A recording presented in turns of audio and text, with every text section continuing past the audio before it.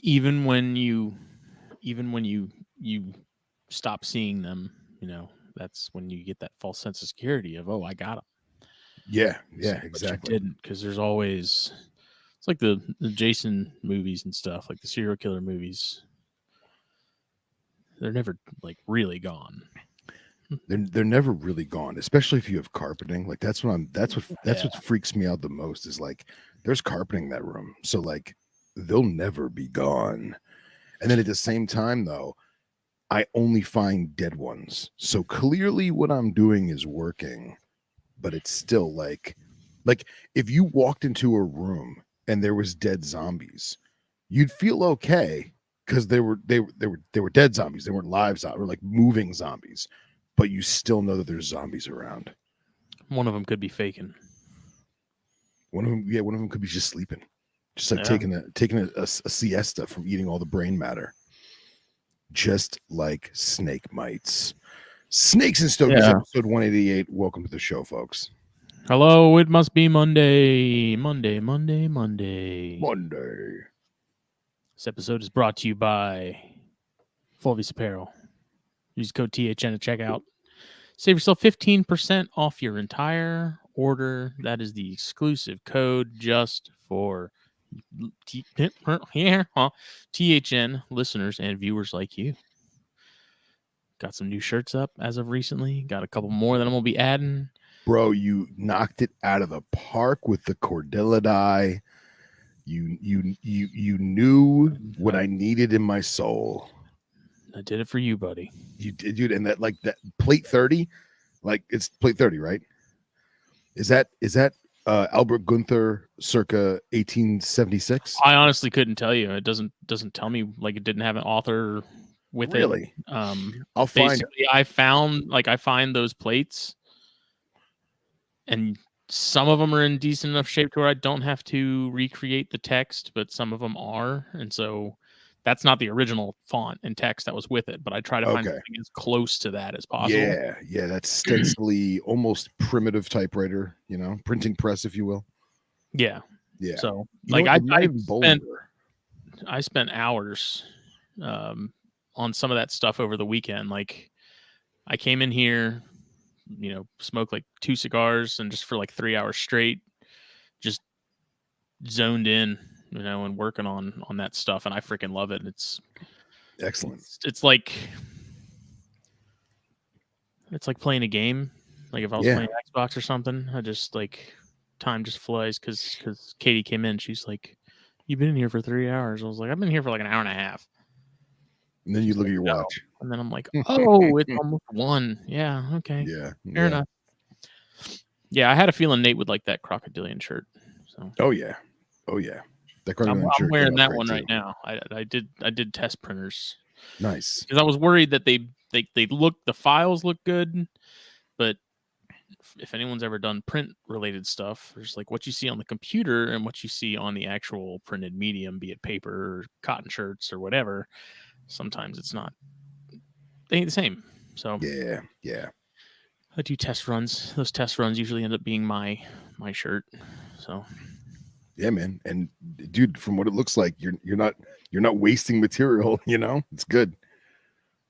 Yeah, no, it's there's I think the only shirt that I printed out where I like kind of completely scrapped it was that Gila shirt that I did. Okay. I did like one of those and the color was all jacked up for some reason. I don't think it was the printer. I think it's the file format, but right. That one printed and I was just like, I need to revisit that one. I need to play with that one some more. But I've got some other good ones. I've got some Calliophas nice stuff to work on. Hell yeah. I am making a conscious effort to get more non-snake related stuff done. So I'm trying to get more tortoises, turtles, stuff like that, lizards, amphibians. Trying to diversify. So hell yeah. How's my Outback hat dumpy tree frog? I have not worked on that. Okay. All right. More either. Okay. I don't know how I got that mixed up, but the hat that I ended up going with versus the hat that you had mentioned, because I was like, oh, I know exactly what kind of hat Phil's talking about. It was not the right hat. It was completely different. No, and the hat that you picked was cute and somewhat fitting, but no, I was going for that Outback. I mean, it's a British Fusiliers hat where the one side is flipped up so that when the rifleman is shooting his rifle, the brim doesn't interfere. Yeah. Yeah. Love it. And Nate said it. He said, as someone who has worked with printing presses, you're spot on about the difference between computer screen and on paper. Yeah. There you go. RGB and, CYMK and things like that. And those things matter. Devil's in the details. Oh, yeah. I do need to get some more mugs made and put up. Definitely want to sort of expand offerings as far as designs and those. I think right now I sold the last Hemipenes cup mug that I had. But I have 2 of these Splendida mugs on the website right now. So nice. For anyone curious. Good stuff, man. Lyasis, yeah, that's been on the docket. It's I definitely have a long mental list of stuff. So good stuff, man. My dad's here. Hey. So check that out, fullvsapparel.com. Again, use code THN at checkout, 15% off your order. BlackBoxCages.com. Phil has cages. I have cages. I have racks. I don't know if Phil has racks. Do you have racks? I don't. I've only got sliders. Well, so when that day comes, yep. Let me tell you, them racks are slicker than grease. And I'll tell you what, I've got all my racks are from a very big name in our industry. The owner is would say the owner is a personal friend of mine. I mean, we don't hang out, that often these days, but I could call him up. He'd be there. His racks are amazing, but they're starting to show wear, and it may be time to upgrade and expand a little bit. So BlackBoxCages.com. Again, also use the code THN at checkout and you get 10% off your order. Every little bit counts. Save, Bitchin'. Lead times can't be beat. I think they're still currently at 2 weeks, which is just a wild concept for a lot of people.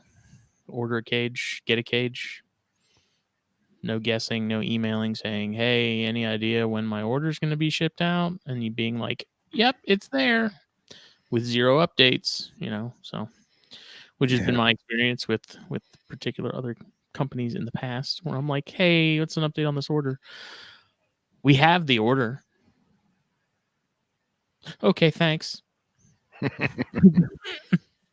That kind of being it. So yes, blackboxcages.com. Even if you're just kind of shopping around at the moment, please hop on the website, check it out. If you have any questions, message the page, send them an email. Jen and Clint are very prompt with answering messages. So check that out. Then the fine folks in the Pacific Northwest, Puget Sound Pythons. Puget Sound Pythons. And they have a big season on the horizon. They do. Like they got an ultrasound. Oh, really? They've been ultrasounding snakes, and they're like, there's a lot going on. Like, wow, eggs are coming. So nice. Do we know the diversity of species, or they keep? I don't know. I don't know. They haven't mentioned anything to me specifically about species. I know they had some ball projects planned. Mm-hmm. Because they do have some ball morphs and stuff, but they're very particular about what they're focused on with those. Right. But I'm not sure where they're at with some of the other outlier species that they're also working with. So. Yeah, they got a lot of grow up stuff, man. They got a lot of stuff, just like us, man. They got a lot of good grow up stuff. So. Yeah. See, I saw you fondling a Leonis. Did Chris produce that one? Yes, Chris did. That thing is just, I can't help but but take that thing out and look at it and just be like, oh my God.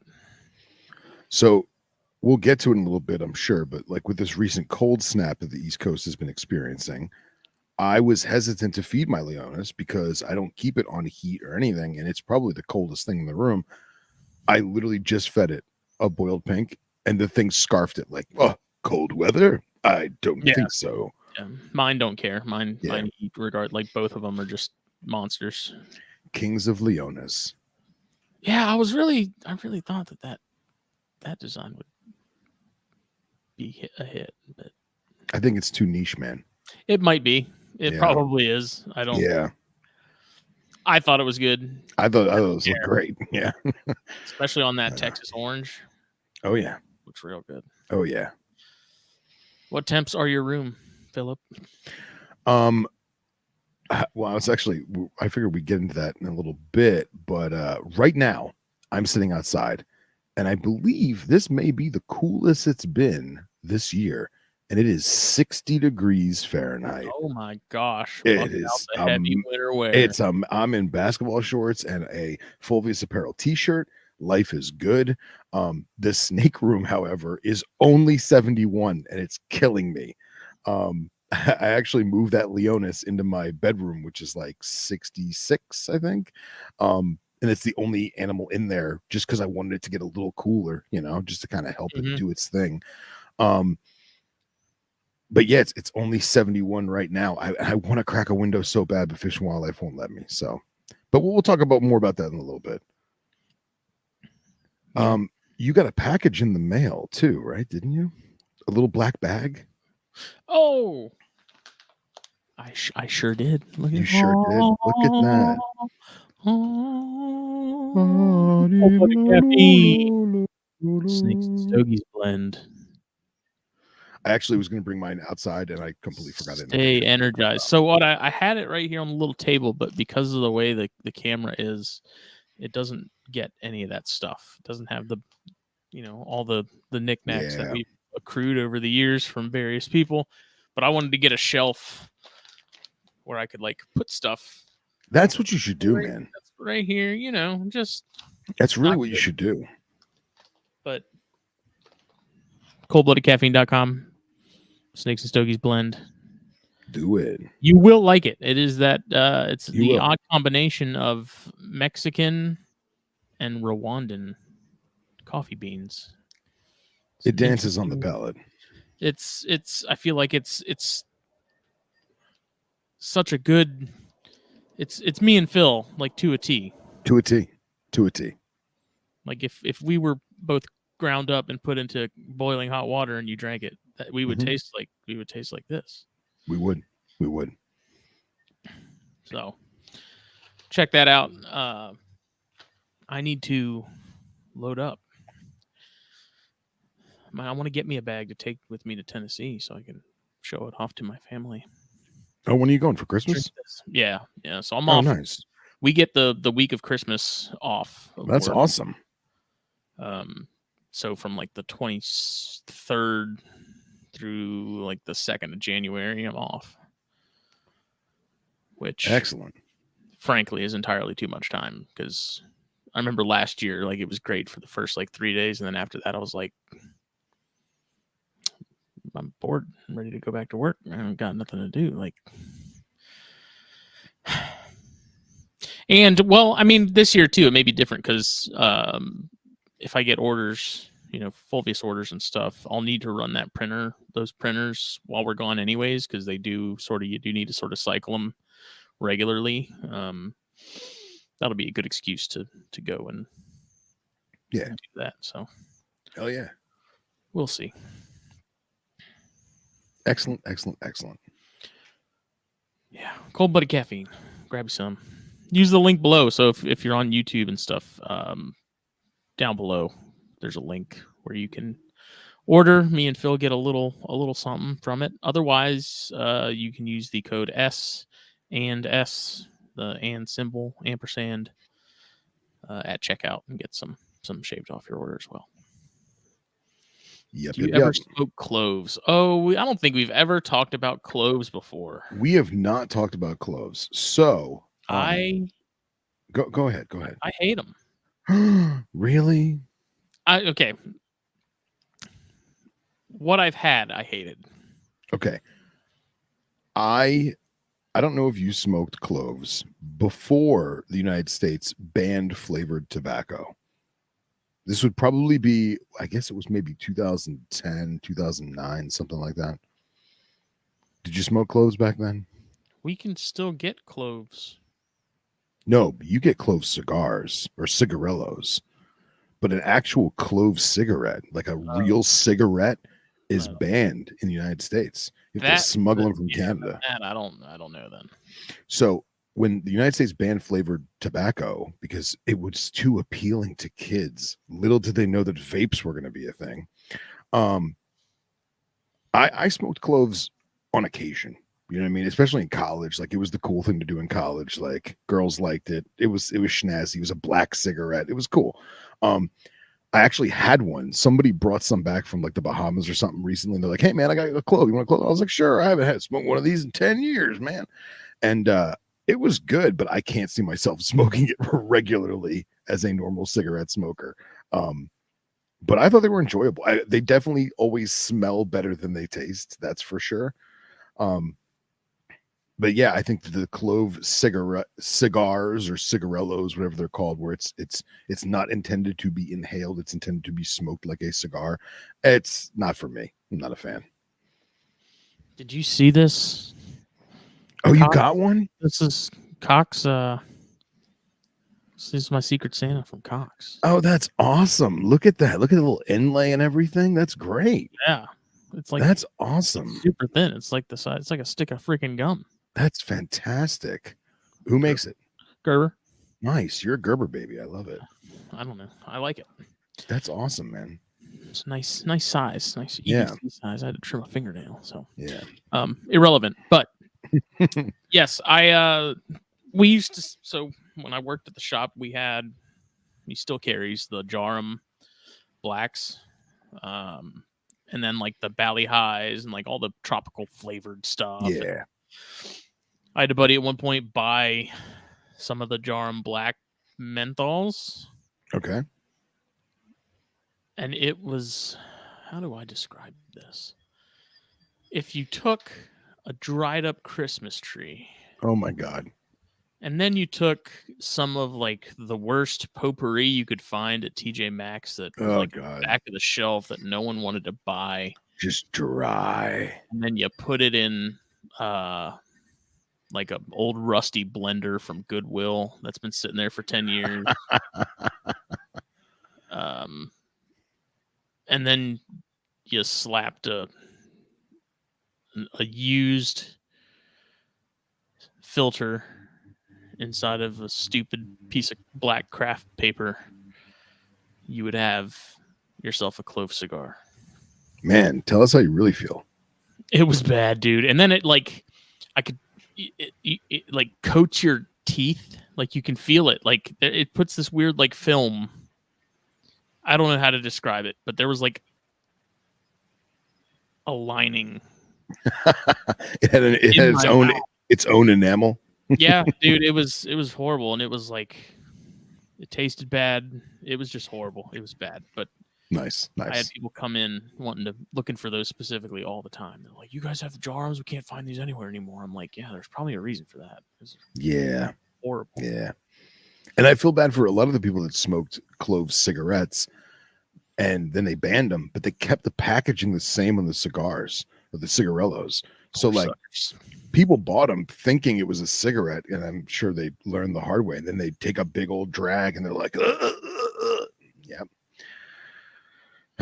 Sad panda. Nate asked if I'd ever considered doing canvas posters of the shirt designs and stuff. That could be cool. I could. We can act like with those DTG printers, you can actually print on canvases and things like that.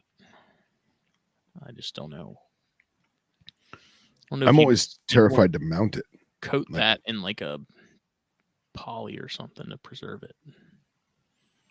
I don't know, man. I feel like if you got the right canvas material, you probably wouldn't have to coat it in anything. It's just my problem is always mounting it onto the frame. because I mean, you think it's simple. It's a wooden frame with staples in the back of it, but dude, I never get it straight. It's always crooked. I didn't screw the wood together correctly. When I was working in Walgreens, I ran the photo department in a Walgreens that was like my very first like job. I was there for about 7 years. We started doing the canvases there, and even with sort of the simple instructions of like the 3M tape that they were using, because they were like, it's so easy, you print it and then you put on this thing and yeah, okay, I messed up a lot of them before I got it right. Like nice, even without screws and hardware, it was tough. Yeah, and then they wouldn't be fully taut. There'd be like a bow in the middle, or there'd be like a line, like what would have been an air bubble if it was adhesive. Yep. Yeah, that's rough. Snakes would lend themselves really well to long, skinny wall hangings. It's true. That's very true. I got my cousin when he got his new house. I bought him it's a Mercator map of the world, but it's broken into 5 panels, and it's not a normal map. It almost looks like the continents are made of granite or marble. It's pretty cool. It's very old world looking, and it's cool the way they broke the panels up into pieces. But I told him, I was like, look, man, these are rolled up. You're on your own for mounting it. And dude, he mounted them perfect and it came out great. But I could totally see what they're saying about a long linear snake pattern or design, or, a scientific illustration. I think that would look really cool. 3 or 4 panels on the wall. That'd be awesome. So what are we smoking? Tonight is a My Father number 5. Oh. It's just a good. It's strong, but it's not like puts you in a chokehold strong. It's Andre the Giant is a bouncer, and he doesn't want to have to hurt you, but he could if he wanted to. Yeah. It's just Yeah. It has a presence. He's not shaking your hand. He's literally holding your entire fist in his hand, but he's not quite squeezing. It's like a temperamental gaboon. It knows fully well that it could make you piss yourself. Yeah. Yeah. And do things you didn't think giant slug caterpillar snakes could do. Oh yeah. But it doesn't, because it doesn't want to. It's not to say that it couldn't. Speaking of which, my big girl just shed for the first time in like 6 months, and there's no poo. And I was thinking about what we talked about last week about the blood pythons and them retaining feces and everything. And all I could think of is how horrible the next 48 to 72 hours is going to be for me, because I know that when she's ready to dump that load, the whole house is going to. The whole house. Oof. Y'all ever chat about smoking? What is that? What are we looking at? Aldi squid. I can't see. Read that.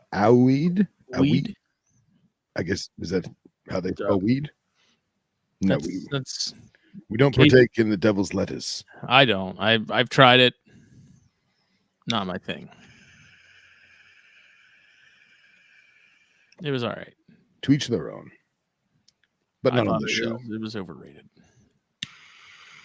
The edibles, however, was a that was a journey. That was an experience. And that's another one I think I would kind of prefer to not have to go down that road again, because that was I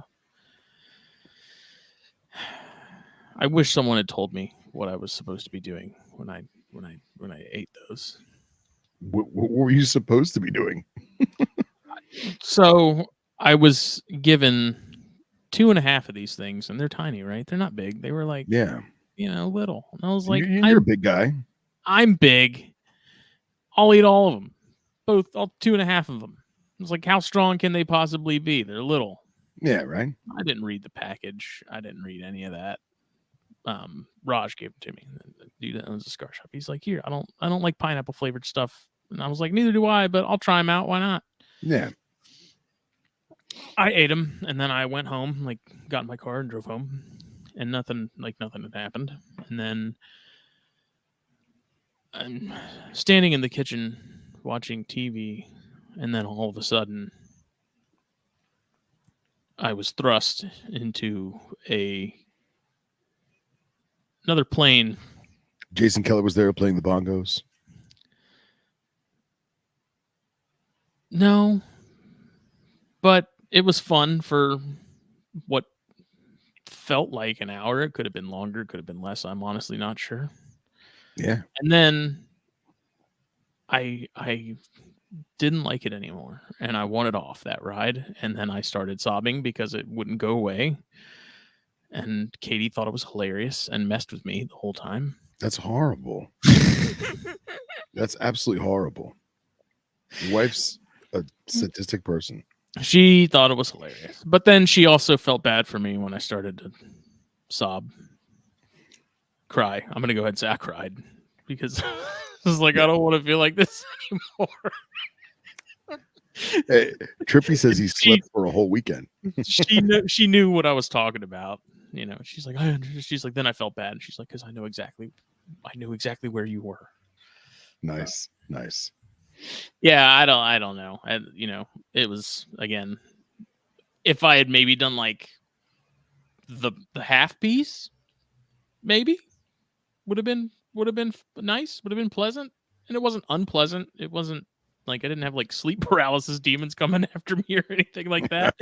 But it was still it's kind of like when you're really drunk and you just don't want to be drunk anymore, and you're like, I just want to go home. I just want to I want to go. I want off the ride. I'm done. But you don't get a choice. Baphomet's Basil has a white knuckle grip around your brainstem. And he's just squeezing it. You're having flashbacks right now, aren't you? No, it was I don't know. It was, hey, I'm not anti pot by any means. It's just this is not an anti-marijuana show. I had a lot of friends in high school and after that sort of made it their entire personality, and that being around them a lot kind of turned me off to it, and just kind of like I'd rather waste my money on cigars. Yeah. Chicken said, "Ticket, please." I don't know if that was a Rick and Morty reference, but if it was, I love you, Jenkins. I did, so I will say I slept like a friggin' baby that night, though. That'll happen. That was great. That'll happen. Didn't have a care in the world. Was wrapped up like a baby kangaroo. I woke up a little groggy. I woke up a little kind of like out of it. But I felt rested. Good. That's all that matters. That's right. So the moral of the story is, if you've never eaten those before, if you know somebody who has, you should probably ask them about it before you just dive right in. They're deceptive because they look small. And I fell for it. I paid dearly. Yep. That'll happen.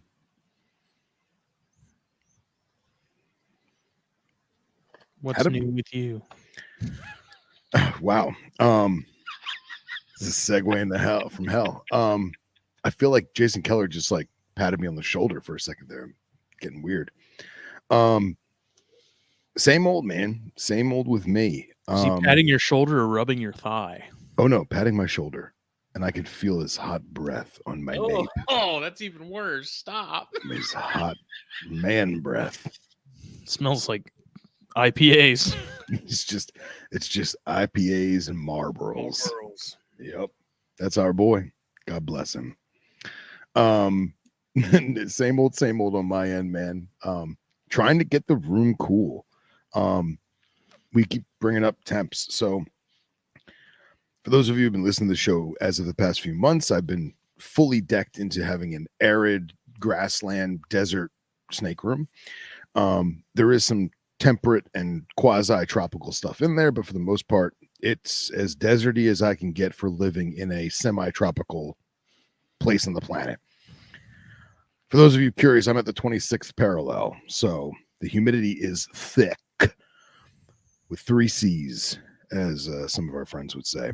But I'm trying to do a really good job about maintaining humidity control in the snake room because of the desert species I'm keeping, Pseudocerastes fieldi or fieldi, Cerastes cerastes, um, wrinkles, KwaZulu-Natal puff adders, Transpecos copperheads, Transpecos rat snakes, subocularis. So right now, the south side of the room is 72 degrees Fahrenheit. The north side of the room is 71 degrees Fahrenheit, and it is 61 degrees Fahrenheit outside. And I desperately want to open a window, but because there are venomous restrictions in the state of Florida, even with a screen, I am prohibited from opening said window because of the possible risk of escape. And I will respect those wishes because those rules, excuse me, I should say, because it's the right thing to do. I may, if it really gets cold, like into the 40s sometime this winter, I may, because that means it'll be at least 10 or 15 degrees cooler in the snake room. I may crack a screened window and stay in the room, maybe read a book, maybe, play on my phone. Yeah. Just I'll be there present. Obviously nothing's getting out, but at least be present. I'm not going to leave the house or anything. And then after a few hours, once some cool air's gotten in, I'll close the window and kind of go from there. But I haven't quite decided how I want to go about that. But I got KwaZulu-Natal puff adders paired up as we speak. Oh, They are not locked, but they've been basically cuddling for the past week. it's usually a good sign. It's usually a good sign. So we shall see. And then I've got 4 adult Transpecos copperheads. And the way I did it was 1.1 in one drawer and then 0.2 in another drawer. And I may have mixed those ratios up because there has been some hardcore canoodling. So either I actually have 2.2 or I just have very friendly copperheads. I don't know, but this weather I'm sure is helping. So we shall see. Other than that, man, everything's the same. Everything's normal. Yeah, I have nothing new to report.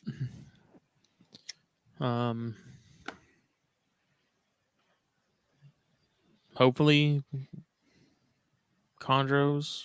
I don't know. I keep getting locks. Okay.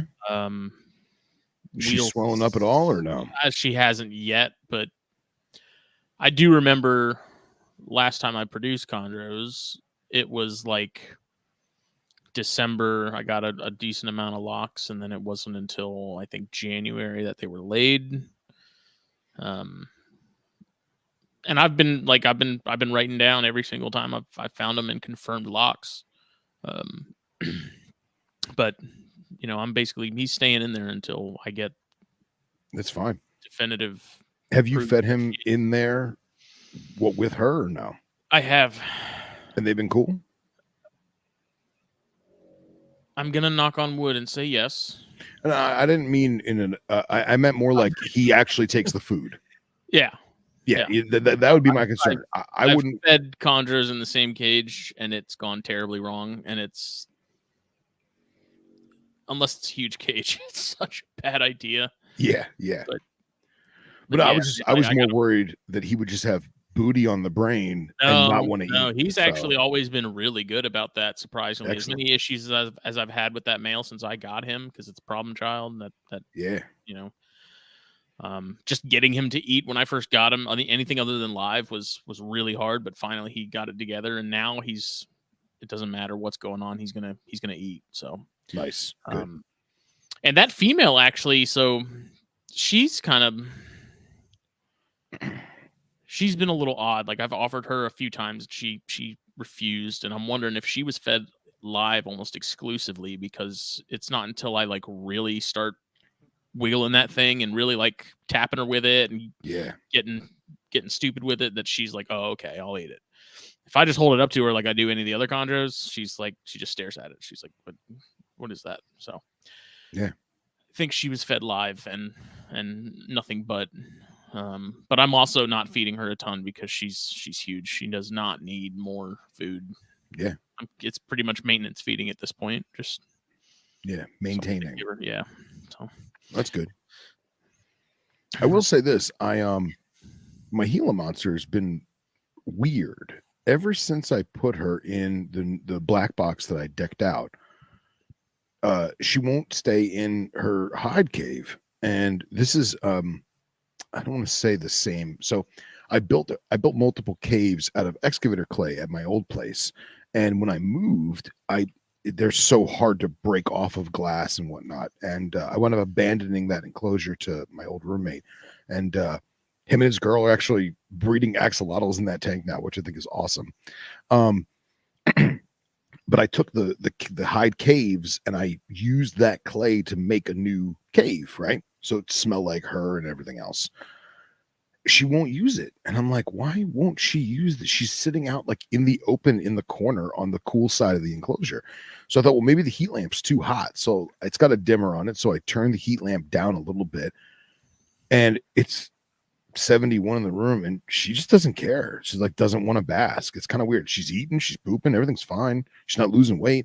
I just thought it was very interesting that since I moved, she has no what's the word I'm looking for? No desire to hide at all. She's just sitting out in the open. She's lost her will to live. I don't know about that, man. She's still spunky, so. But I thought that was very interesting. Talking about big enclosures and such, yeah.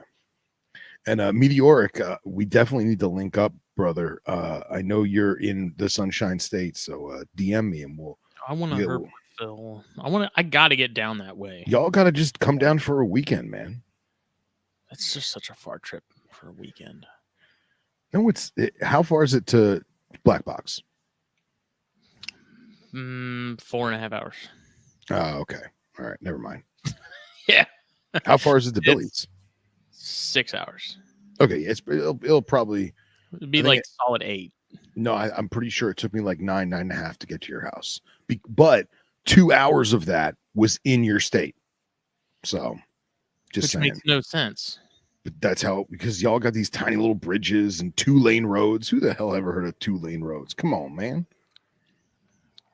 Well, yeah, but that's, I mean, speaking of the Gila thing, I mean, that's something that I do think about anytime I've had to move, especially with the green trees and stuff. Like the corns, like I don't think they seem to really care, but green trees, for whatever reason, seem to be a little more sensitive to moves and like traumatic events like that.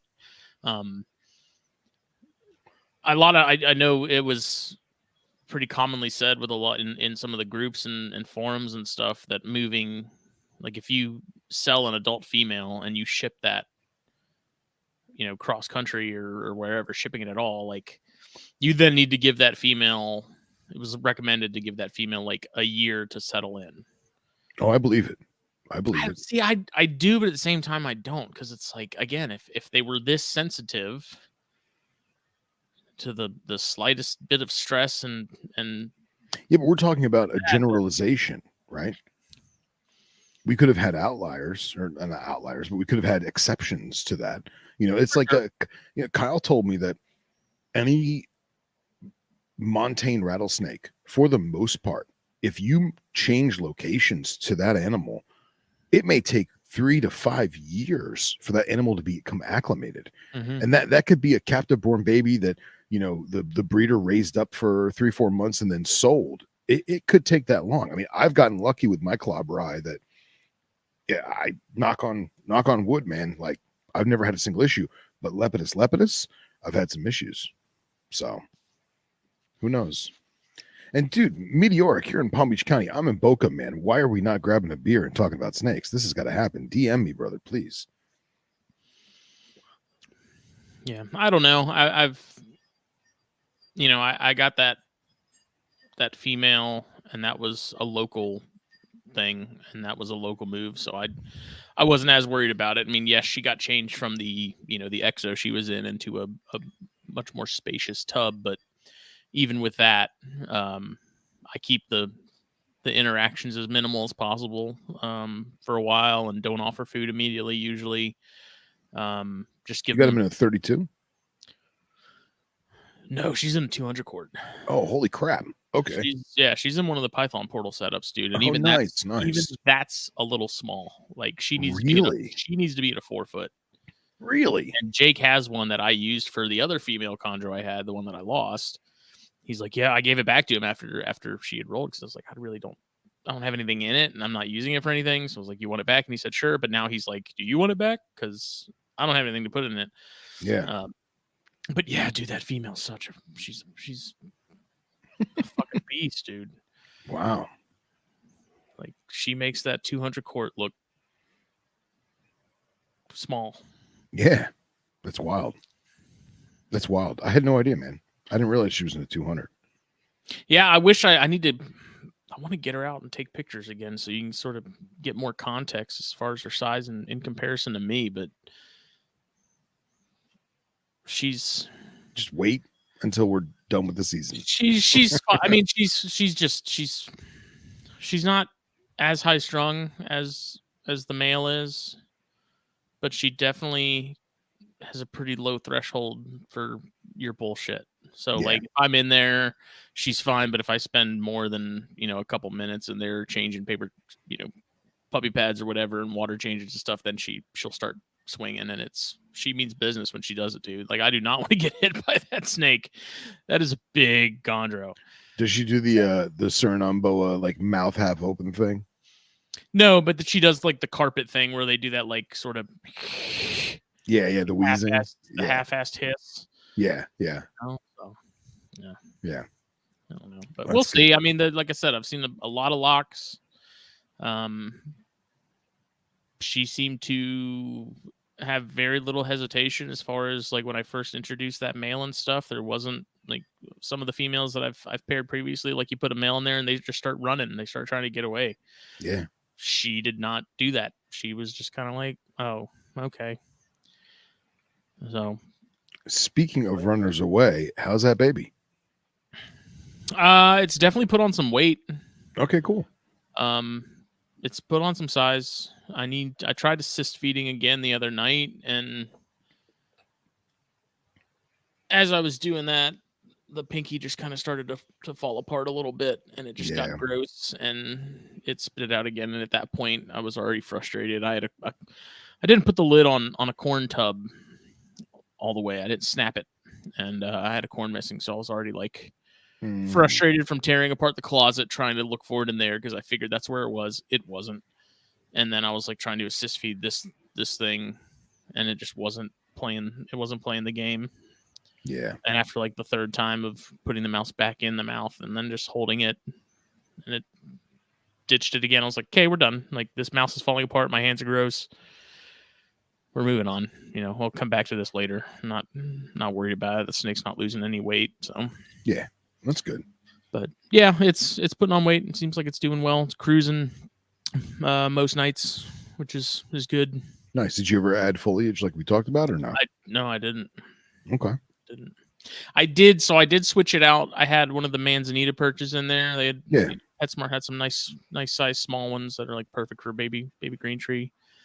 And I put one of those in there, and it started to get some mold on the ends of it, where the actual like wood is exposed. And for fear of that causing issues with such a small animal, I switched it out to a bronze perch. So smart. In the 6 quart one, and just there's ventilation in that tub, but I figured it's better to just not chance it with that.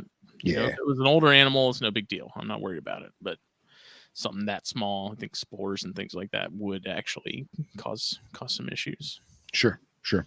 And for anyone listening, if you have something like those Manzanita perches, I mean, Smitty was right to ditch it because once it gets like inside the core, like in that one core point where it's connecting and stuff, it's really hard to get mold out of there. But if you have raw chlorhexidine, 2%, 5%, whatever, before you've diluted it to spray as a cleaner, you can squirt a little or rub a little on your grapevine or your cork flat, and that'll actually kill fungus. It kills fungus really, really well. just remember that it is raw, so you should kind of let it air out and dry a little bit before you put an animal back with it. But that raw chlorohex on a little bit of mold has gone a long way for me. Obviously, don't use it with amphibians. Disclaimer. Yeah. Yeah, it wasn't a lot. I've definitely had worse, but again, just Yeah, when it gets in the side like that, man, like you're it was losing just battle. the ends of it's forked. Yeah. And on the ends of those forks is where it had just a blue fuzz. Okay. I've seen it before in some other stuff, and it's never been an issue where, like, when I found it, I've had other green trees that had a little more size to them that, there was a couple times where the bands I needed to purchase, they had it. Yeah. And it never caused any problems. It was pretty benign from what I can tell. So it normally it's not something I worry about, but with that baby chondro being so small, at that size, like physically, those lung, the lung size capacity, like spores and stuff like that, are not going to do it any favors. So it's just put that on pause until it gets a little more size to it, and then come back to that maybe. But okay, good stuff. What I would do is to bump humidity periodically is I just dump the water bowl a little bit onto the paper towel, so then it gets really steamy in there, and that's where that mold sort of started and stuff. And just, if I'm going to do that, it just needs to be more of a sterile sort of setup without the raw, like, natural material for that to propagate. So good call. But you were talking about mites in the carpet earlier. Yeah. And I think a really easy solution to that would be an ivermectin solution, just sprayed onto the carpet. Well, around a rack or wherever you feel like you would need it. Like, that's a cheap solution. And that stuff, I mean, as sketchy as it can be with animals and going overboard with it, if you do like a diluted spray or something like that would be great. Yeah, my concern is so Billy Hunt found a company online that makes I can't remember what the hell it's called, but it's the active ingredient in Frontline, because they don't make Frontline anymore. And I'm probably going to want to buying. They sell it in like a 1 liter handle jug thing. I'm probably going to get that, dilute that a little bit, not much, but a little bit, and I want to see how not vaporous. What's the word I'm looking for?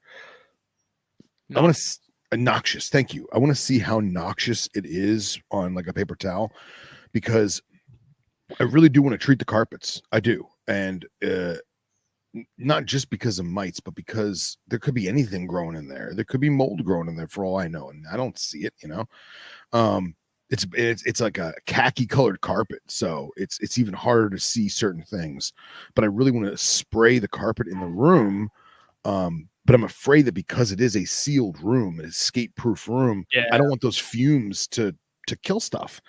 So I'm gonna do some experimenting with that and kind of maybe spray like one section of the carpet, leave the door open, see how bad it is, and kind of go from there. The Frontline stuff was weird because you'd spray it and it would have like it smelled like it had alcohol in it, and I think it like rubbing alcohol or isopropyl, but then it also felt greasy, if that makes sense. Like, it had this odd texture. Yeah, super viscous. Is very odd. And that was something where I definitely, if I sprayed paper towels down with it or something, because I usually treated the cage and not necessarily the animal. Yeah, it's the same way. And I definitely would let the puppy pads or paper towel or whatever it was I was using, air out some before I put it in the tub. So I'd usually go ahead and just batch, if I brought home some corns or something from Daytona, I'd just batch a handful of, select a sheet paper towels, and then spray those. I usually hold them out a decent distance, and I'll one hit that covers most of it, flip it around, hit it again. Not a really hard, I'm not drenching it by any means. It's literally just like trying to coat it a little bit. Yeah. I do that with a handful of sheets and then just kind of sit them there and let them dry out a little bit, and then I'd use them. So yeah, I'm not a big fan of soaking snakes unless they really, really need it, especially my arid stuff. but like for the neonate puff adders, I've got them in 18 quart not sterilite container store tubs, the gasket tubs, and I have a ton of air holes strategically positioned so that my fingers are out of harm's way. But I've got a ton of those tubs, man, way more than I really need. So what I'll do is I'll take the baby out, I'll put the puff in a empty container with a fresh clean water bowl, and I'll put it aside, and then I'll clean out the tub. I'll spray exactly like we were talking about. I'll put like a one good long spritz inside the tub, put my paper towels down right on top of the wet front line, put the decor back in there, close the lid so it's kind of containing those vapors, wait 20-30 minutes, take the lid off, wait another 20-30 minutes, and then by then there's no smell. I put my face in there, it doesn't smell like alcohol or anything, and I'll put the snake back. But that means you have to have your animal out of its enclosure for at least an hour. At least that's what I do. So it can be tedious in that regard, but if you're only doing it different if you're dealing with a puff adder over a carpet. Yeah, that's true. But it's not so much the animal per se. It's making sure that animal is not trapped in a plastic vessel breathing that shit in. I don't worry about the frontline liquid being on the animal's body at all. I worry about them just breathing in those vapors like we talked about. I need to find. There was this paper that I had found a while back. I know the mite paper, dude. I have it. You send it to me after the show. I'll send it back to you if you need it. I was gonna pull it up right now. Read over some of it. Oh yeah, grab that thing. One of the best things. I mean, we've talked about mites before, but I don't think we've really spent a whole lot of time on it. No, and it's something that everyone's going to deal with if they haven't already. And they are a horrible, horrible thing. But we need to get over. I feel that we need to get over this stigma of bad hygiene or miscare or bad animals or bad husbandry. Like, that's not the case. Like, we all get them. It happens. You go into a pet store, you touch a doorknob, like you could be bringing them home and not know it. And I have no problem telling people I got a couple right now. And luckily, because I do my mite treatments so often and I do check all my animals on the regular, I've been much better about things nowadays than I would be in the past. And now I've only got like 2 snakes that might no pun intended, might have them. But what I was telling Smitty before the show is I'm finding dead mites. So I'm not seeing mites on animals. I'm seeing them in a water bowl. I'm seeing them on paper towels. So to me, that's a good sign because they clearly came from somewhere, wherever it may have been. Me walking and not taking my shoes off when I came home from the pet store. Who knows? But everyone's going to get them at some point. Yeah, if you're doing this long enough, you're going to deal with them. And yeah, honestly, at this point, I would rather deal with mites than most other like serious pathogens. Of course, that makes sense. Like, absolutely, you deal with enough other stuff, like more serious stuff. Like, mites kind of become the least of your worries. And yeah, I like preemptively treat now anyways. So when something new comes in, like, I'm gonna treat it. If I don't see any, I'm gonna treat it anyways, because it's not gonna take any more time to do that than it would setting it up regularly. So why not? Yeah. Agreed. Why am I not finding this? While you look for that, I'm going to refill my beverage. Excuse me. And I mean, they're a pain, and yes, they do. Like, they can get to a point where they are a very serious problem, especially if they go unchecked. If I can find this paper, it sort of talks about it, but basically, they reproduce almost exponentially. You may only see 1 or 2, but then you give them a couple days, and it's doubled or tripled, and their life cycle is really bizarre. They have, I think, like 3 stages out of, I think, 5 or 6 where they're actually parasitic, and they're not all like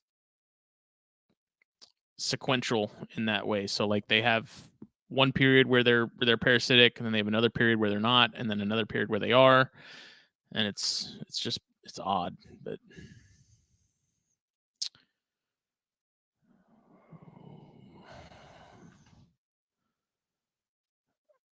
is that what it is? No.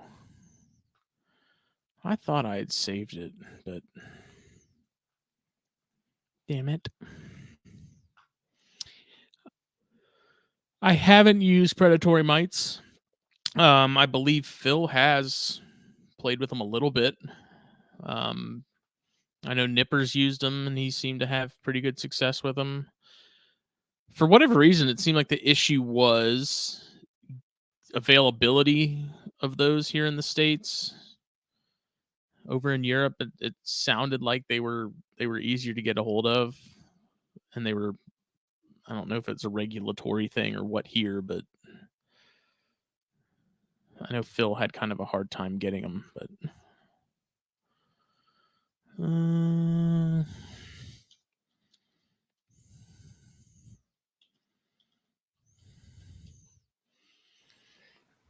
Ooh, I missed conversation on predatory mites. yeah, I was saying, I think you had tried them, didn't you? Like you would. Oh, I just did it. Oh man, what was it, about a month ago, and I've done it 2 or 3 times in the past, but I'm afraid that because I have such a strict mite preventative plan as of the past year, that the predatory mites are not living long enough because they're dying from the stuff that I like, frontline and stuff like that. So I've seen predatory mites on snakes that were full from eating other mites, which is good when I had a little bit of an outbreak. But this most recent treatment of predatory mites I did about a month ago, I didn't see anything. So either there were no mites for them to eat, or frontline residue from weeks, if not months prior, had killed the predatory mites. I don't know. Maybe I got a bad batch. I don't know. But they work how they're supposed to, providing you don't have a massive infestation. Because I've had friends that had a massive infestation and they didn't want to use chemicals, and they bought a crap load. We're talking hundreds of thousands of predatory mites, and you see these little, dare I say, jelly beans walking around the snake, and they're so full from eating all of the bad mites, but they're just not in, they're so full they can't eat anymore. So it's a balancing act. It really is.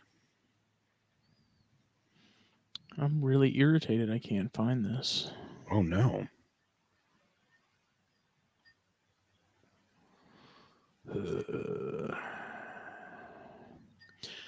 There is an article on BPI's website though about them. Okay. Where did I just put it? Good Lord. Go back. Let's see. So there are 5 life stages: egg, larva, proto-nymph, pseudo-nymph, and adult. Each of the 3 intermediate life stages is shed once to become the next life stage. Ideal environmental conditions for all life stages are temperatures of 75 to 85 degrees, relative humidity of 70 to 90%, and the average longevity is affected by relative humidity and temperature. And the period of development of the nymphal stages and the length of adult life are greater at lower temperatures. The development and survivorship of all life stages of mites are negatively affected by unfavorable environmental conditions. All life stages are apparently killed by exposure to temperatures in excess of 105 degrees or below 35 degrees for periods of several days.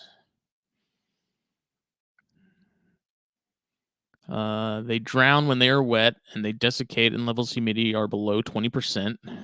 At the temperatures of most snake collections, the complete life cycle of the snake mite can be completed in 13 to 19 days. At cooler temperatures, some individuals live up to 40 days. And I was talking about how they reproduce almost exponentially Right here it says female mites lay 1 or 2 dozen eggs at a time and may lay 60 to 80 eggs in their life. The eggs adhere to the surfaces which they are laid. Eggs are rarely laid on the snake hosts of the adult mites. They are usually laid somewhere in the enclosure, sometimes high in the cage. Whenever possible, female mites choose to lay eggs in dark, humid places.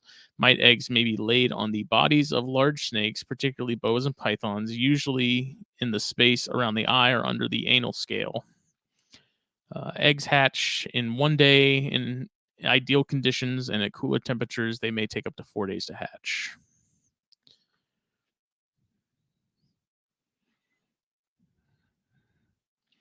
So basically, that was something the paper talked about. Was mites like it dark and they like it humid. So if you're keeping in like tanks, you know how aquariums have that black rim. Like they can climb, you know, they get right up in those corners and stuff of those tanks, under water bowls, under hides. Basically, if it's dark and humid, that's probably where they're likely to hang out. So eliminating that as much as possible is going to help you. And like I was telling Phil, it's one of those things where typically if I see them, I treat that animal every like 4 to 5 days. I do a fresh, like, complete bedding, like paper towel change. And if I have to, I'll even swap out to a different tub entirely, and you know, either throw away the other one or bleach it or whatever. But if you kill them and you're doing a good job of getting rid of them and you're finding dead ones and whatever, like I was telling Phil sort of before we started recording or going live, when you don't see them, people will have a tendency to sort of start laxing on treatment because they're like, okay, they're gone. Oh yeah. I keep going with treatment even if I'm not seeing any for a solid 2 weeks. Yeah. Just like you don't take your foot off the gas. Like that's when you think they're gone and they're not.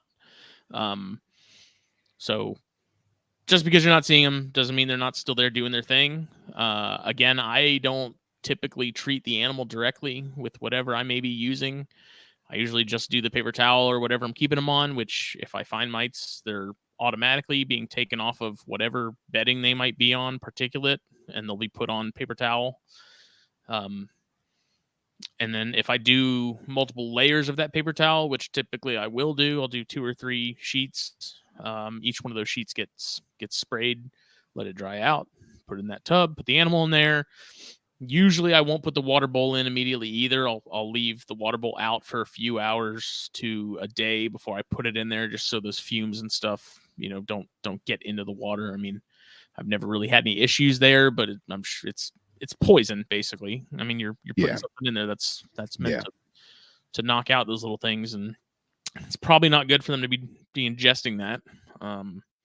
Again, not any issues that I've had, but you just don't want to stop. If you're not seeing them, you can't just assume they're all, you know, you're free and clear. Like they come back with a vengeance. And I was saying while you were gone, Phil, like if they go unchecked, man, if they get out of hand, it's bad. It's a pain. But if you can get ahead of them and you can beat them to the punch, they're easily managed. They're really not that big of a deal if you can, you know, as long as you catch them. Yeah, 1,000%. I'll also say this too, is if you have a snake that has mites, and sorry about the dog, guys. If you have a snake that has mites, it needs to be hydrated, because hold on, let me deal with this wiener dog.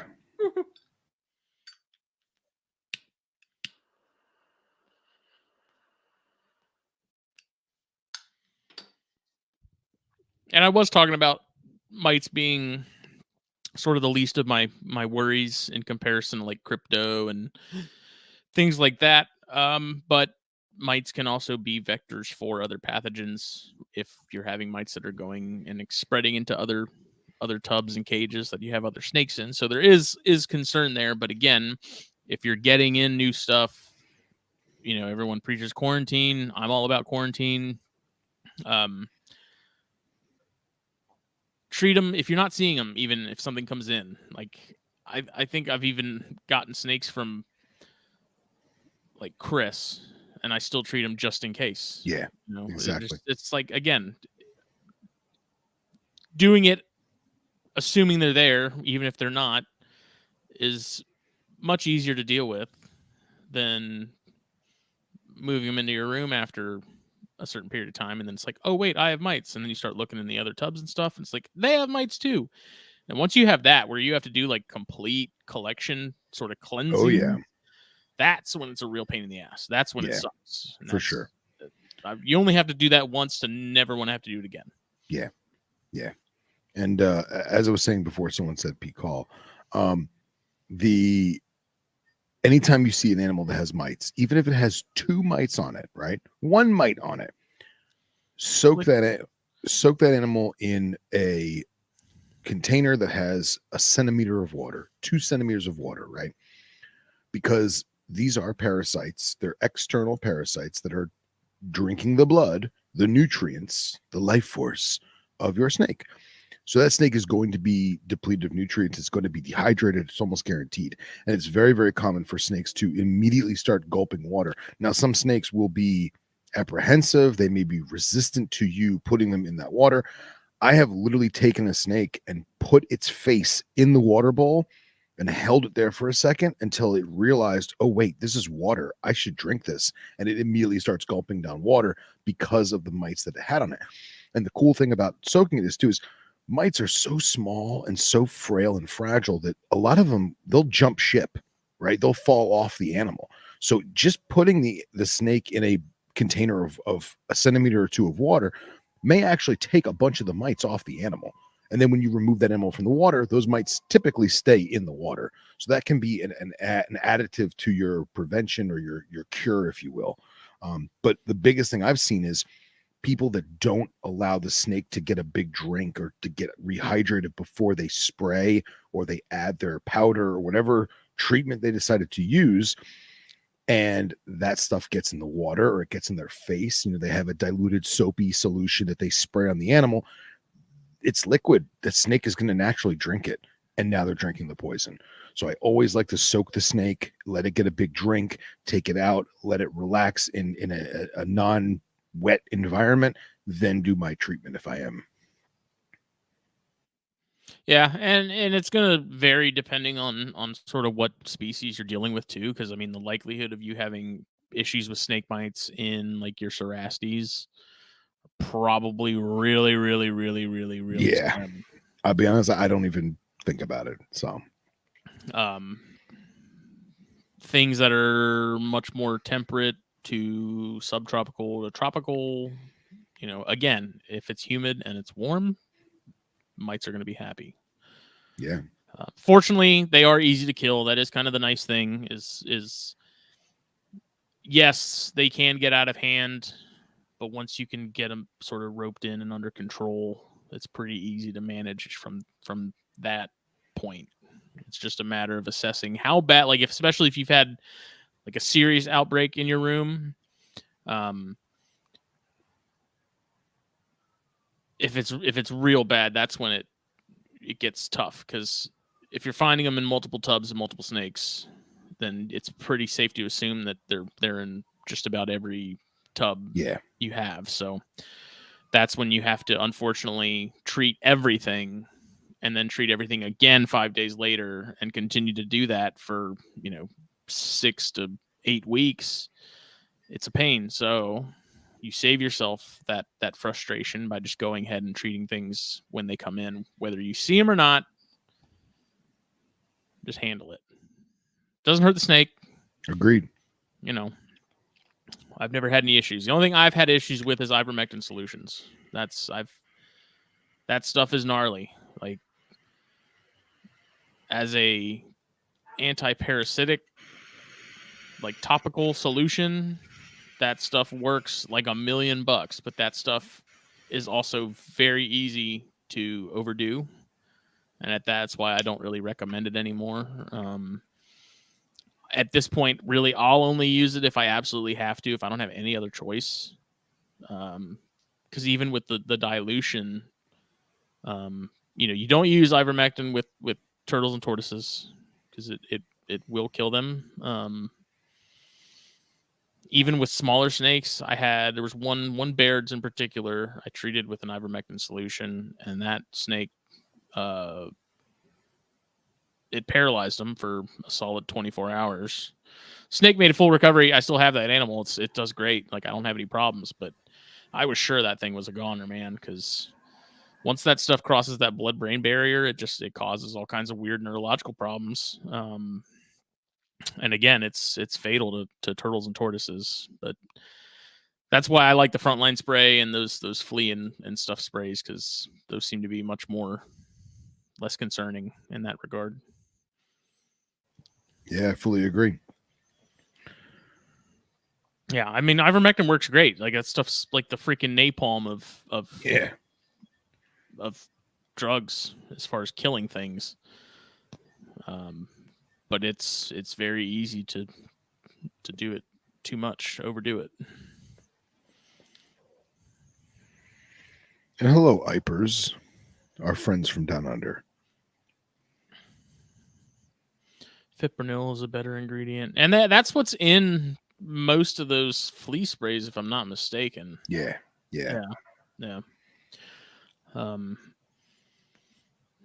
Because I remember last time I looked for that frontline spray, I couldn't find it, and then I went and looked up the ingredients of Right. the frontline, and I did find an alternative on Amazon, but now it seems that alternative on Amazon is no longer available. I'm just assuming people are ditching the sprays for cats and dogs because the pills are just so much easier to deal with. Oh, chewables now, man. Dude, the dog chewables, that's what I use. It's fantastic. Because if you're dealing with the spray, you've ever had to deal with flea oil, you put flea oil on a cat or a dog, like, you then can't, like, you have to be careful of where you're petting them because that stuff will get on your hand and it's all greasy and it smells horrible, and then it gets all over the furniture. So I think that's one of the reasons people are moving away from the sprays, and these companies are they're getting rid of them because no one's buying them. It's not, there's other easy ways to handle that stuff than the sprays. So I can understand why companies would be ditching them, but sucks for us. Yeah, here. Oh, man. But on a lighter note, one of my little nuggets shed today, and it's crazy how different they look from the adults, but look at this adorable little girl. Oh, yeah. Look at that crazy, it's almost like, I don't want to say wishbones, ribs. Like ribs, yeah. No, like rib bones. And I love the black that's on that animal. I can't wait to see what she turns into. But it's the little things, man. When you get those shed pictures, just makes it all the better, Look at that head pattern. Oh, so that reminds me something sort of interesting to discuss, and maybe Iper could speak to this. I was talking to Tony Mills, who I used to work for here locally. He's a naturalist, and he's into snakes, and he breeds corns and eastern kings, and he has these breeding adults that he breeds, and then he re-releases in the areas that the adults were collected. He releases the offspring. Nice. And then he sort of keeps track, at least of the Eastern Kings. He takes detailed pictures of the head stamps of all the baby Eastern Kings. Very cool. That's how he's able to track who's who, because that head pattern doesn't change. Like, that pattern stays the same their entire life. And we were talking about, he found one of the 2022 babies that he hatched and released. He's found that, I think he said, 9 times. Wow. Not tracking it, like, it's pit tag now, he said, but he's not like radio tracking it or anything. This is him just in this area that he releases these things. He's, like he said, it's roughly like a 300-meter plot. He's got tin and stuff out there, so he's been flipping tin, and he's found this snake 9 times, and he said he weighs it. He doesn't weigh it every time, but he's weighed it a handful of times, and he said the last time he weighed it, it's a 2022, mind you, 300 grams. Wow. In the wild. Wow. Man, we have so much to learn. that's what, me and him were talking about it briefly, because it was then, I've always been of the opinion that animals are older than we think they are, because naturally I would think they would be smaller in the wild and grow slower in the wild than they would in captivity, because they're food's such an irregularity for them. Right. But now it makes me wonder, if you have an animal that's a year and a half old and 300 grams, maybe that's not the case. And I mean, surely there's exceptions to that rule, and maybe this animal just happened to be in the right place at the right time. A lot of broad-headed skinks and stuff. What's it eating? Is it eating like a big variety of things? I mean, king snakes are pretty opportunistic. I don't think they really turn down anything if they can fit in their gullet, especially Easterns. And I think he's weighed some of the other ones he's found too, and none of them were that high up, but it got the gears turning for him about that. And he also mentioned he's really starting to wonder if, like, there's a level of thermoregulation in the wild that I think we will never be able to fully replicate in captivity. Agreed. And that's mostly not without a lot of space and time the thing, and money. is there's a spatial aspect to that, where it's like, if you have more space, the cover, like the cover that's available matters, because the way tin heats up is going to be different than the way shrubbery and grasses are going to heat up on the surface.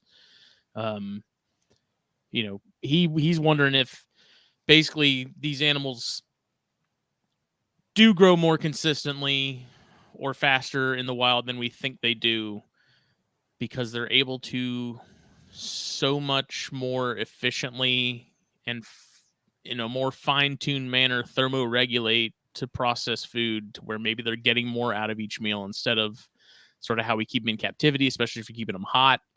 They're getting food and it's going right through them, like they're burning through it. It seems like you feed them, and then 2 days later you got something to clean up.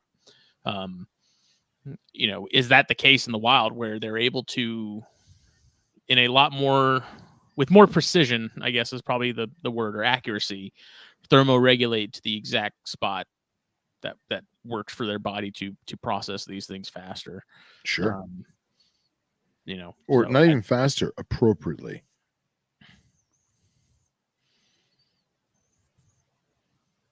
What's Scott saying? Muscle weighs more than fat, and if there is a good season, they are not going to pass up a meal.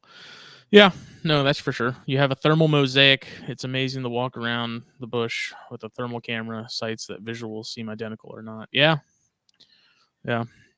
That's something I really wanted to do with chondros in particular, like especially females. If you have them on eggs, like take one of those infrared cameras and see what that's looking like. And even in your room, just as is, seeing what the animals look like, as far as that.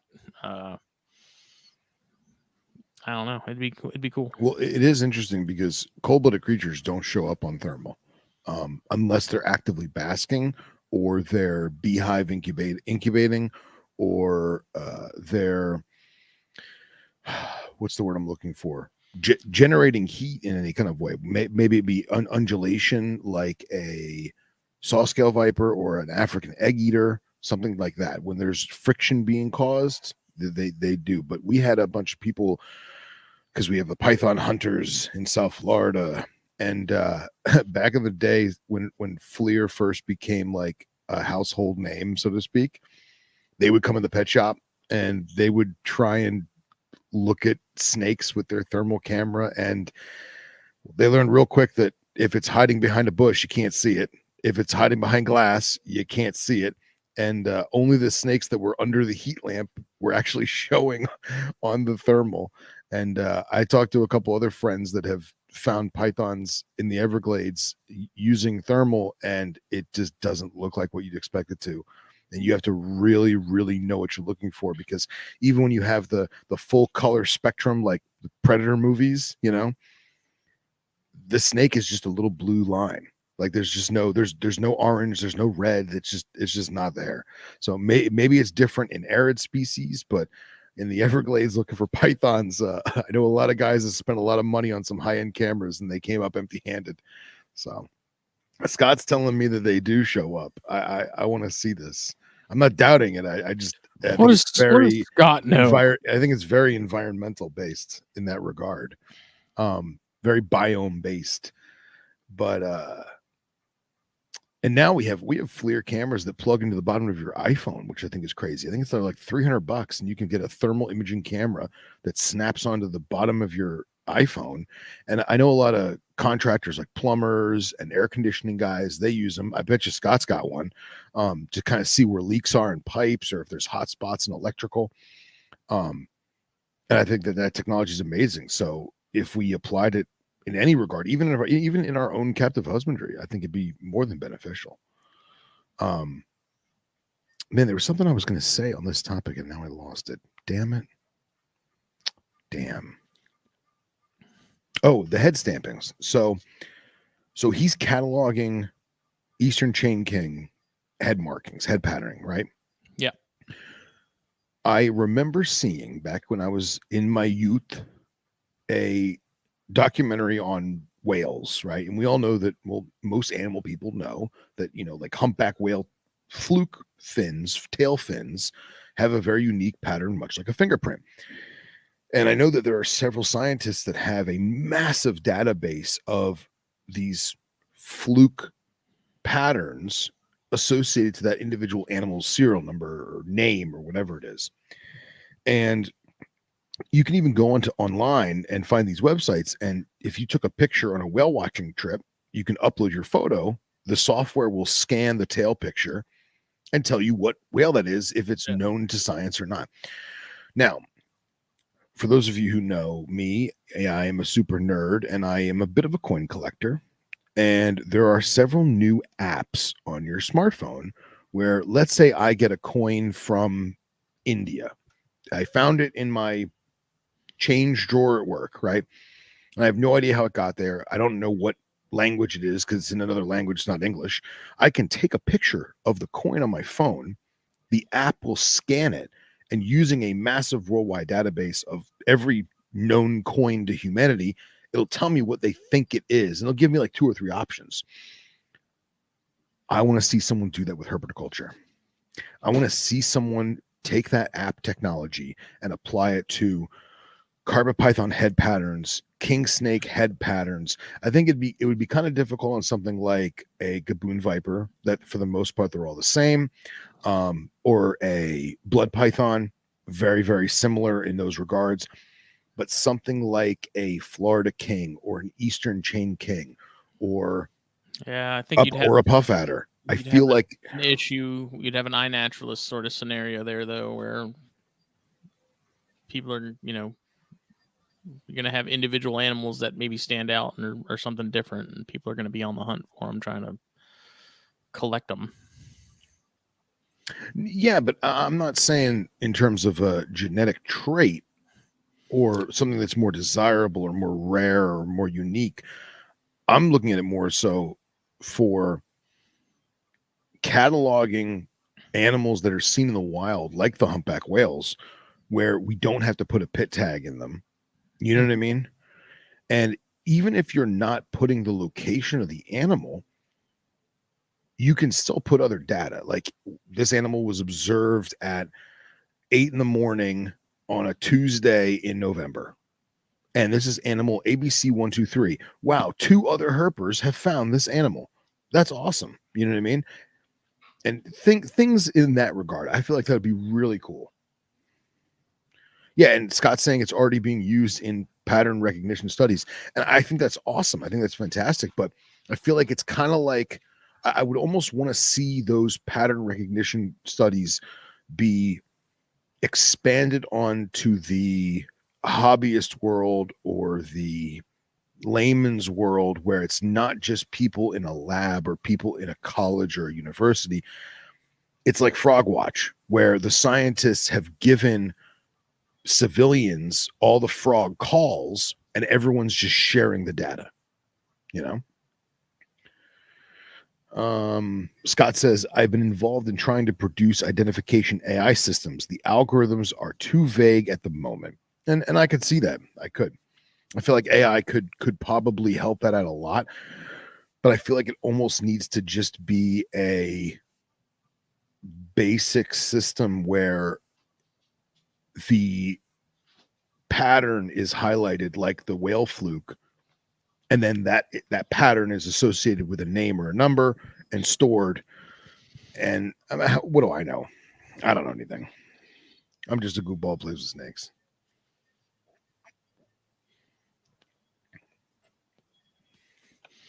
I do think there is something to that thermoregulation sort of precision aspect, though.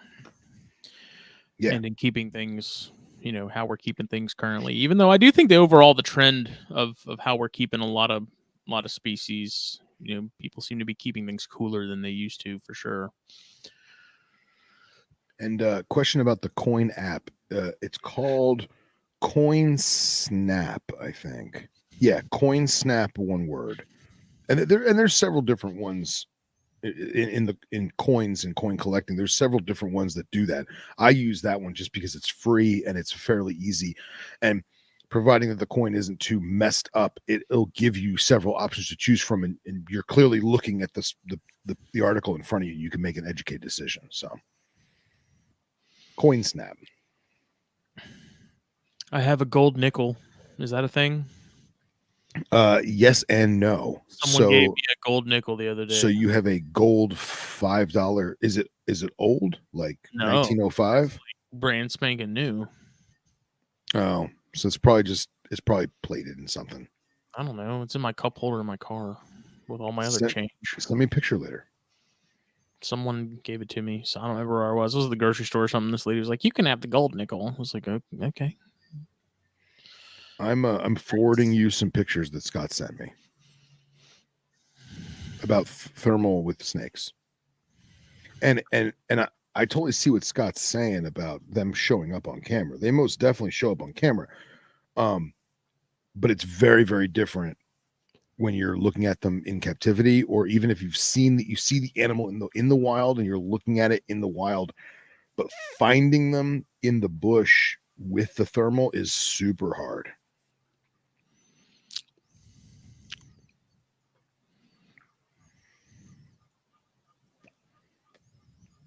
You got I mean, the use for those, I think, would be almost entirely environmental, if that makes sense. Yeah, absolutely. Let's see here. Give me a second to download them. Please hold. Ryan Cox says that we are riding in his cup holder. Love that guy. Riding shotgun. Riding center console.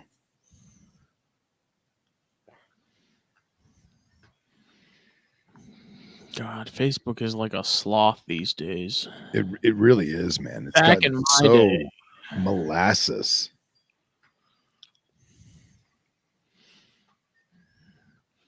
Those and all the spam messages about your page being in violation of something. Yeah, right. You've been getting those? I've been getting those a lot. Well, I've been getting phone calls from unknown numbers trying to scam me. And I've been kind of paranoid about it. Is I guess now one of the things that the scammers are doing is they're getting you to have a slight conversation, excuse me, so they can record your voice, put it into AI, and then use your voice to change passwords or account numbers or whatever. So I've been answering the phone in all kinds of funny accents at work on my cell phone just because. And if I don't hear anyone reply, then I just hang up.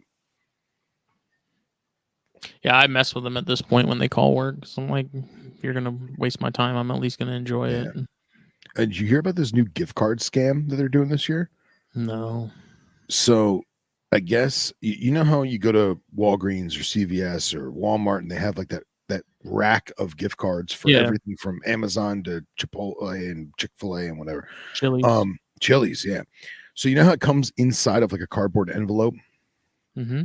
So what the bad guys are doing is they go into CVS and they steal a whole handful of Amazon gift cards. They take them home. They use a steamer to peel open the cardboard gently. They take the card out. They cut off the account numbers, but they leave the barcode. And they cut it with like an actual paper cutter, so it's nice and straight and perfectly crisp. They put the card back in. They re-glue it shut, sneak back into the store, and hang it back on the peg they stole it from. And then when you go to the counter and they scan the barcode and you pay for your $50 gift card, Walgreens gets their $50. The money goes onto the card, and then the bad guys have the clippings of the numbers at home, and they just steal the numbers. So you're supposed to, when you buy a gift card now, you're supposed to open it at the counter before you pay for it. So anyone listening, there's your holiday tip for the season. So here we have a picture of Nessie. Yes, I was just about to say Loch Ness Monster. It's this Celsius crap, man. We're in America. I know, right? I love how Milwaukee's in the corner. Yeah. That's great. What is 19.2 degrees Celsius in Fahrenheit? Hold on, let me pull out the converter because I'm tired. I'm not even going to pretend like I can do that in my head. Whoa, not 7,000 degrees. Jesus. 19.2. That's 66 degrees Fahrenheit.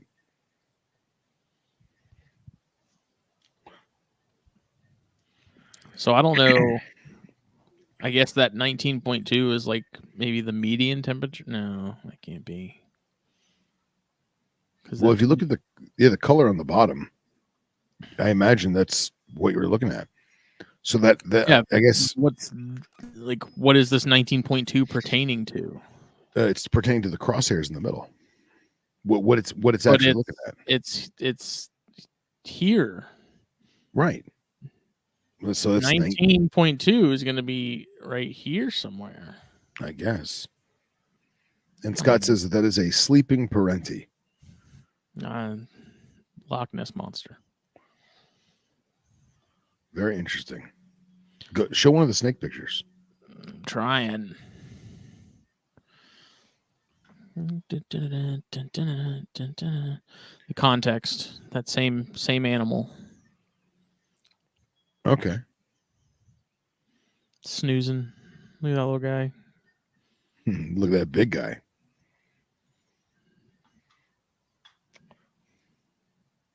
There's no way to just simply change between windows.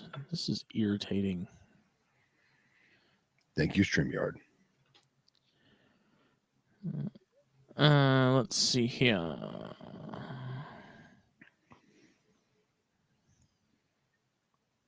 All right. Is it up? Oh, it's up. It's a coiled python of some sort. So 31 is closer to the 80s, if I'm not mistaken.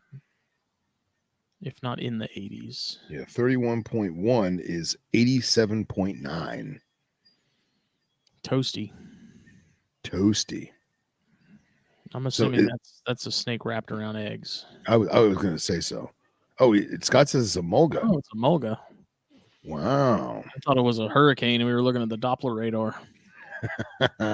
Yeah, and this is crazy because I mean clearly Scott's proving me wrong. I've seen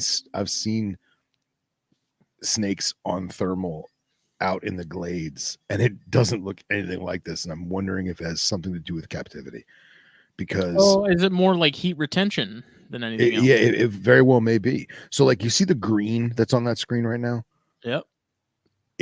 That's what the snake would look like. It would be like that faint bluish green. And then if there was any kind of grass or foliage or anything in front of the snake, that was jet black or dark blue. So it was very, very hard to spot them while scoping things out. Once you found it and you knew what you were looking at, okay, it was there. But no snake that I've seen in the wild on thermal was red hot like that. He says the red spots are the heat pad. This is an amoeba of some sort. So wait, so these animals, they're sitting on a heating pad, which is why they're still warm. Very interesting. I wonder if you turn the heat pad off for a whole day and you looked at that animal, if it would be nearly as warm. Yeah, I want one of these little cameras, man, but they're like $250, and I just. Well, that's what I was saying. You can get the FLIR iPhone thing. It's like I don't have 280, 290. It doesn't. I don't think it has to be an iPhone. I think and it's at any that phone. point, I'm just gonna buy the actual like thermal gun over the phone thing if they're the same price practically. Yeah, I guess. Yeah. But it'd be a good tool to have like out herping and stuff. That's coastal taipan with heat reflection. Very cool. Very, very cool. And then let's see what this is. This just looks like a avant-garde painting. Scott said it was sitting on the heat, moved into the hide box off heat. Okay. So whatever that is warm. Yeah. And then I think we're supposed to find like the ghost in this picture. It's in here somewhere. Yeah, it's super hard to see. Kind of creepy, isn't it? Yeah, right. Looking for chupacabras and the lizard people. Waiting for a set of eyes to be looking back at me. This reminds me, I saw a meme today. I guess some guy photoshopped Waldo out of the Where's Waldo photo and gave it to his kids. I thought that was horrible. Oh, so they were looking for it and he wasn't there. Yeah. That's kind of fucked up. Yeah, it's rough. Yeah. Oh, man. So many things we have yet to learn. Well, speaking of heating and this time of year, how is your heater? It's been good. So it's actually cold here tonight. It's supposed to get into like the 30s. Wow. And the house has been cooler. So like nights like tonight where the room does get pretty chilly, I'll go ahead and cut that heater, but I put it on low because we end up cutting on the heater, and then by morning I walk in and it's pretty warm in there. So now I just kind of set it to where it'll work with when we have the heat on in the house. It'll kind of work with that to get the temp up. But well, I just checked my iPhone. It is officially 60 degrees Fahrenheit. Yeah, it's like easily gotta be in like the upper 40s right now.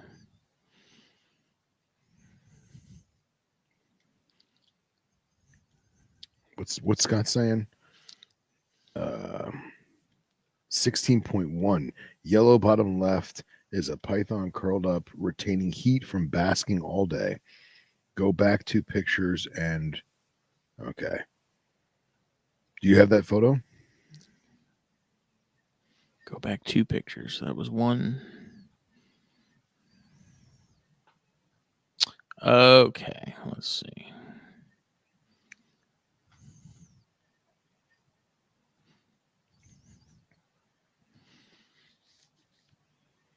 Yeah, Scott's saying that how they can conserve heat. He said that spot of yellow in the bottom left corner is a python curled up, retaining heat from basking all day. Wow. Okay. That's incredible. It's super hot. That's hot. That's hot. It's totally hot. Hawk said, do you think it really matters that much, the heat fluctuation that is? I don't know if it matters that much, but it's interesting to observe. Yeah, it's definitely interesting to observe. Since I had also just fed some stuff, so I, to save myself the frustration of things regurgitating because it did get too cool. I have that, I kick that heater on just to keep it sort of above zero in a sense, because I don't want my Leonis and some of those small corns to regurge. The chondros I really don't worry about with the cooler temperatures. They seem to really not care. And the combo, Jesus, chondros are kept at whatever the room is. They don't have any heat added or turned on. They're whatever the room is what they get, and they do great. I don't have any issues. But again, I think overall, at least in American herpetoculture, there is a trend, I think, now that people are just keeping their stuff overall on the cooler side now. And the days of 88-degree hot spots for things like corns and whatnot are kind of gone. Oh yeah. Oh, for sure. For sure. I mean, barring obviously your desert species or stuff that require high heat. I don't see any reason to keep really most species above, a hot spot of like maybe 85. Even 85 seems a little high for me, for my liking. Because you also have to take into consideration, and I mean, granted, this is for me in my area of the country. Up north and out west, it may be a very different thing. But if I have heat like tape and stuff plugged in, like racks plugged in and whatnot, if you're coupling that with having the heat on in the house, plus if that heater's on in the room, that hotspot goes from being 85 to now all of a sudden it's like closer to those upper 80s on the hot end of those setups, and I don't see a need to keep stuff that warm. So yeah, man, I'm with you. I'm trying to maintain a desert room, but I'm realizing that if the room is 87 ambient, I can't get the night drop that I want ideally. So if I want the night drop to be in the low 70s, I can't really have the room break 84, 85 because there won't be enough time throughout the evening to drop appropriately. And I was also messing with the ceiling fan because although I do enjoy the ceiling fan for air circulation because the room does get a little, I don't want to say stagnant, but the door's shut all the time. You know what I mean? The fan definitely helps drop it at least a degree at night, maybe 2 degrees at night, which doesn't seem like much, but it could be the scale tipper into the low 70s, so to speak. yeah, I keep mine on a lot of the time too, just to help pull that warp, because I reverse it. I reverse the blades because I wanted to pull that warmer air up from the heater and sort of disperse it around the room, just so everything's getting it. It's not just sort of low lying and not getting where it needs to be. Everyone's getting a piece of the action in a way. But Scott said the broader the thermomosaic, the better the snake will choose what it wants. Almost all species are not thermoconforming. Yeah, I don't know. It just seems like as time goes on, I come to find that a lot of species, it's one of those things where it's like if you're comfortable, they're comfortable. Barring people that are like anemic and have the heat on in a 90-degree day or something like that. Yeah. It just seems to be a smoother ride. Yeah, well, even talking stuff like the Cerastes. So, like at my old place, they the hot spot was, or the hot side of the tub was 100 degrees Fahrenheit. The cool side was like 85, 86. And they sat on the hot side. They loved it. And then at night, they were all over the place. And at night, they would probably, I would say almost 70, 80% of the time be laying on the cool side of the tub at night, hoping that some mammalian creature would run by. Now, because of the room, the way I have it now, I haven't had that 100-degree hot side because it would raise the room temperature way too much. Yeah. It would be just too much for this room. So right now their hot side is probably 85, the cool side's probably 80, and they're literally sitting in the middle. They're Mhm. just chilling. Split the difference. Yeah, splitting the difference. So Yeah. It there's just so many variables and factors when it comes to that. You know, it's literally going to be different for every single person depending on the species you're keeping. Because again, like yeah. environmental factors as far as where you are in the country, your room, your AC, your heater, if you have one in the room, how that's set up, your, and then based on like the animals individually, the species. Um, I've talked about operational temperatures in certain species, and a lot of species. You know, there's like, yeah, you can keep chondros and um, give them 86-degree, 88-degree hotspots, but it's like they're not operating in those temperatures. They're not active in those temperatures. You know, the hottest part of the day, like they're not doing anything. They're sitting, they're staying still. When it cools off is when they start operating and they start doing things, and that's the case with a lot of species. Is there's the temperatures that they experience, and then there's the temperatures that they're actually active. And those are different things. Same thing, like with the Cerastes, like 100 degrees, those triple digit days. I highly doubt they're doing anything. But that night drop rolls around, and that's when they come alive. Yeah, and I find it interesting that the 100 degrees during the day, they had the opportunity to leave that temperature, and they didn't. They sat in it. They just baked in it. And then at night, when it got cold, they went even colder. You know what I'm saying? Mm-hmm. So that always was fascinating to me. So I obviously have an iPhone, and as we've said 46 times tonight, so I try to keep a wide assortment of weather stations in my iPhone weather app from around the world of the animals I'm keeping. And obviously this isn't exact because it's probably on top of some skyscraper where it's Right. warmer or colder or what have you, but it gives me a broad idea of what's what.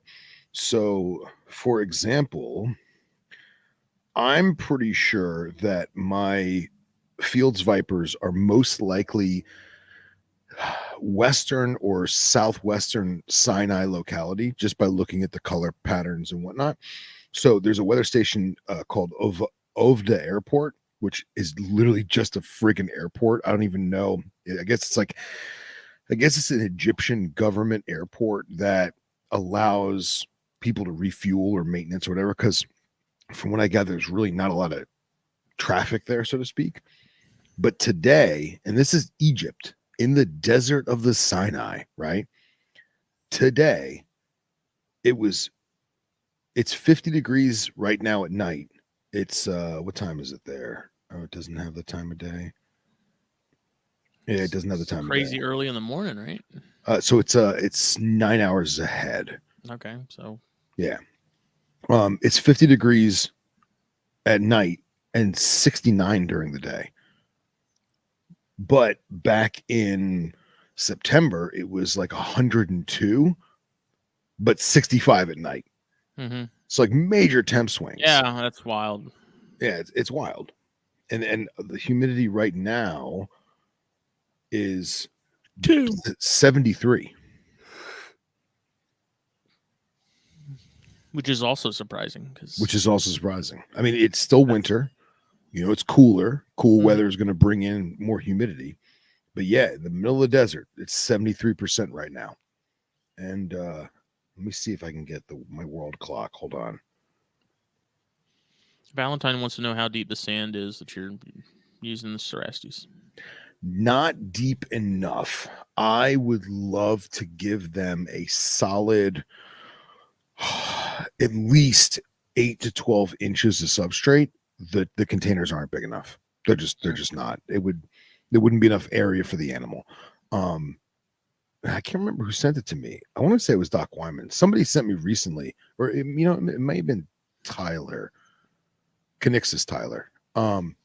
He sent me a video of a Cerastes at a zoo where they had like a solid foot of substrate, and it was shovel nose digging in like the corner of the enclosure. So I'd love to give them more substrate to get those observations. I'm sure they would love it and have enrichment properties and everything else. But right now they got about 4 inches. So See, and that would be interesting to me in terms of like that species would be a good subject to sort of look at in terms of like microclimates and stuff. Like, yeah, you're dealing with triple digits, on the surface, but how far down are they sort of sinking themselves? Are they doing it at an angle to where their lower part of their body is experiencing cooler temperatures because it's deeper into the sand? The UV exposure to that degree. There's been talk of like cryptic basking where you'll notice like some lizards and snakes will just have a part of their body hanging out in the UV. one loop. I feel like Cerastes would be a pretty interesting case study in that regard to see utilization of microclimates, especially when you're dealing with an environment where they're really, I mean, I guess you're only dealing with one, and that's pretty much below the surface of the sand. Yeah, and it depends on how deep in the sand you're going to go. So it doesn't seem like they get very far in there. Like it always seems like they're very surface level. Yeah, it is. But just covering enough, but that's still a decent barrier. If the sand itself is 100 degrees on the surface, it may be 98, a half an inch below. Right. But it doesn't matter if the sand is 98 degrees Fahrenheit, as long as their body. Can you guys hear that plane? No. Oh man, that's the loudest plane I've had ever. Sorry about that. It doesn't matter how warm their body is, as long as their body's covered in sand. Because I feel like the temperature isn't necessarily the problem in that scenario. It's the UV radiation. Mm-hmm. And a lot of Gasparetti, another Cerastes horned viper species for those listening. The Gasparetti are typically not found buried. They're found in shade of thorn bushes and desert fauna. So they'll be cryptic basking like Justin was talking about, but they almost don't have to, because the small patches of light that gets through the through the leaves and of the thorn bush is giving them just enough radiation and just enough warmth. That's something I want to read about too a little more is if they only have to have a small amount of their body exposed to that, like what percentage of that surface area that's exposed, how much of that is metabolizing and getting the D3 and things out of that. Yeah. Because clearly they don't have to be fully exposed to be able to get the benefits of it. Yeah. It's like, is it a case of like they'll expose more for shorter periods of time or less for longer periods of time? Like, what is basically the minimum amount, like surface area that they need to be able for their body to take that and run with it? Yeah. In both temperature and radiation, because if they may only need a single loop out for say an hour to warm what they need to warm, but that one loop may not be enough radiation to give them what they want in that regard. Yeah. Scott said it depends on the blood flow through the tissue, which raises another question of, are they typically going to expose parts of the body that are closer to the heart as a result of that? Because that blood would, in theory, pump through the body, warming it. The exposed blood that's metabolizing and dispersing that D3 and stuff through the tissues. I don't know. I'm probably sounding like it makes sense. Jackass, but no, it's a valid question for a very, very cool topic. And then I think about like my Fields vipers that never bury themselves, and they are always sitting on top of something, but they have no lights and no heating element at all. They're just. But are those occupying the same space, like environment that your Cerastes are, or are they more like a rocky outcropping kind of? They are more of a rocky outcropping, but if you have a foothill or not even a foothill, a bluff, if you have a terrain bluff that is 100 feet above the rest of the earth, right, the rest of the ground around it, Their Cerastes may be in that sandy, rocky soil, and the Fields vipers may be up the rocks a little bit, but I would be shocked if they didn't cohabitate at some point. Yeah, but I'm saying you're not going to find Fields vipers buried in areas that are nothing but sand like you would. No, correct. Cerastes. Correct. Right? Yeah, correct. So let's see. They can increase blood flow through parts. This is a throwback to before the Archosaurus split in the Triassic.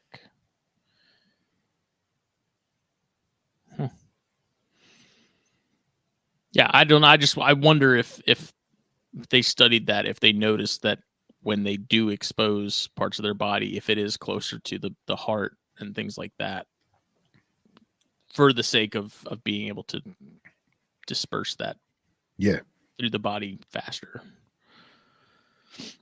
Because if you're just like, if they're just exposing a part of their tail, like say that, a coil in the last third of the body, I would think that would then they'd have to expose that longer in order to get the dispersal of, like, for that to kind of that whole system and operation, like biological function, to kind of kick into gear and do what it's supposed to do. Yeah. Meanwhile, if it's closer more to the heart and sort of the cardiovascular main, like, hub. Yeah, the hub. If that would be more efficient, and then they wouldn't have to be exposed for as long. Yeah, and then thinking about the time it takes for a full circulation of blood to go from the heart to the, they don't have extremities, but you know what I mean, to the part of the animal and then back. How much temperature deviates in the, like if the blood is pumped out of the heart at, say, 80 degrees, right? By the time it gets to the snake's tip of his tail and then back to the heart, is it still 80 degrees? Obviously, we're speaking in generalities, but we're trying hard to sound smart, people. We're giving it a college try. See, I feel like with crocodilians, though, it's different because they have all the platelets and stuff on the back that are built to literally act as solar panels and utilize that energy that's brought in to disperse that through the body. I feel like with snakes and lizards, it's a little different, but again, it may not be. Get it wrong. Hyper's light years smarter than I, so it may be a simple scale thing too. And I don't mean scale like scales. I meant, what's that? So this is a house of learned doctors. Yeah, right. I smoke weed with Johnny Hopkins. It may be a case of scale, and I don't mean scales like on their skin. I meant like size scale, right? Mm-hmm. So the alligator, the surface area of a gator's back is relative to the surface area of an alligator lizard, right? And they both have scoots to a certain degree. You know what I mean? Yeah, I remember the that book on crocodilians that we had the author on, THP, Tears for Crocodilia, I think is what it was called. I think he talks about either that, or I don't remember where it was.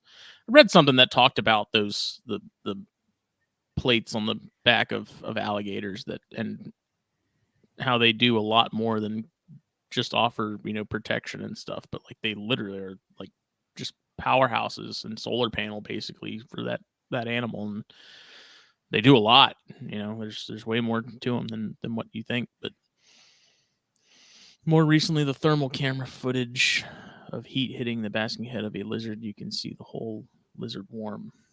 Oh, there you go. Yeah, but is that again, like, how long was that lizard basking before they shot that? Like, if they had just seen, like, if it had just come out and started basking, would you see the same thing that you had seen in that footage? Yeah. I don't know. I like chewing the fat on this stuff. Yeah, it's cool. It's interesting to think about. Very, very interesting. Just that, and the whole thermoregulation thing, and how much more effective is it in the wild versus what we do in captivity. Yeah. We didn't even get to talk about gestation and egg development. That's a whole other thing in the same topic, Yeah. Yeah, because I did think about that too. Like if this female green tree goes, like, do I want to try maternal? Do I want to do artificial? And I've kind of gone back and forth on a little bit. And, you know, this is assuming that we even get to that point. Right. Well, you're not counting your eggs before you have chickens, but you have to have an idea. You have to have a game plan. Yeah, but the issue I have there, and maybe actually Scott could probably speak to this to a good degree too, is if my room is cooler, am I going to be putting that female through more because she's going to have to exert more energy to keep those temperatures more consistent? Instead of, like, if I give her heat, it's already been shown that if you offer them external heat and they're beehived, like they're not having to heat as much themselves, you know, like it's Right. taking a load off in a sense. But if my room is cooler and they don't have that, then she's having to spend more. It's like, would it be wiser to then, if that's the case, just go ahead and do artificial instead of putting her through that for, you know, 60, 50 something days? So yeah, that's a good question. Because obviously I don't want to put her through more than she has to. And maybe it's just a case of, like, there's a heat panel in there and I plug it in and just set it on a slightly lower temperature, you know? Yeah. Now, also, has there ever been a observation of the male contributing to any kind of maternal incubation? No. None whatsoever. I think at that point, homeboy's long gone. He's probably already shacked up with, you know, yeah, 2 other females. Yeah. 3 trees down. Yeah, I don't think so. Not that I'm aware of. I think it's all mom. Yeah. He said they use less energy the closer you are to the PBT, which is preferred body temperature. But what is the preferred body temperature? Where's that line drawn? Again, that's going to depend on the species. It's going to depend on where you're at. It's going to depend on how you're keeping them. Birds are phylogenetically reptiles, Phil. Birds aren't real. They're just drones for the government. Changing the batteries. That's right. On that note, is there anything else you want to touch base on tonight? Depends on the species, gender, and age. No, I don't think so. Yeah, man. I just finished my cigar. That My Father is very good. It's excellent. Really, it's tangy. It's got some pepper. It's peppery. It's got some. Again, it doesn't want to hurt you. Just know that it could. Right. And I have an Adobe for in the morning because I didn't get to this. Nice. Look at you. I freaking love, dude. I love these things, man. It's like my go-to for $7.50. It's phenomenal.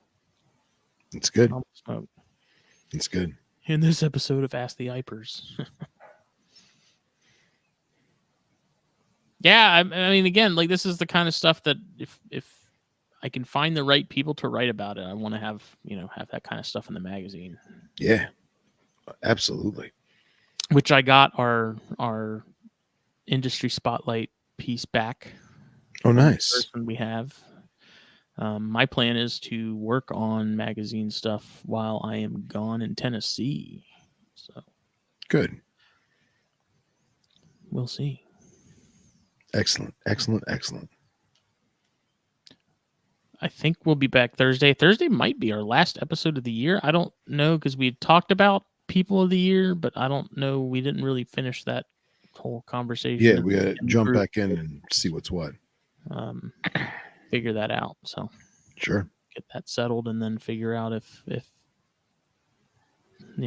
this week is going to be it, because we do like to take the last half of the month off and sort of come back in the new year primed and ready to go. So rocking and rolling.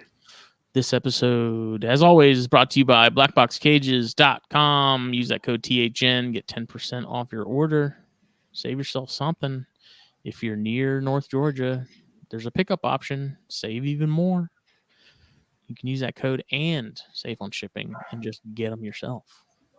And you get to see the operation, which is pretty cool. So worth checking out. And then fullviseapparel.com as well. Get yourself some shirts, all that good stuff. THN listeners and viewers like you get that exclusive 15% off your entire order when you use the code THN at checkout. And Puget Sound Pythons, you need to be following them on Facebook and the Instagram. Stay in the loop with what they've got. Go on Morph Market, follow them. They're good people. There's no reason not to. And then stay caffeinated, stay awake. Cold-blooded caffeine. Use the link down below. Get yourself that Snakes and Stogies blend with that bright green THN green label. Yeah, acid green. Right. Get it. You'll like it. It's delicious. It's good. I can't wait to drink me some. Tomorrow morning, baby. Right. Bright and early. We will see everyone later. Thank you. Bye.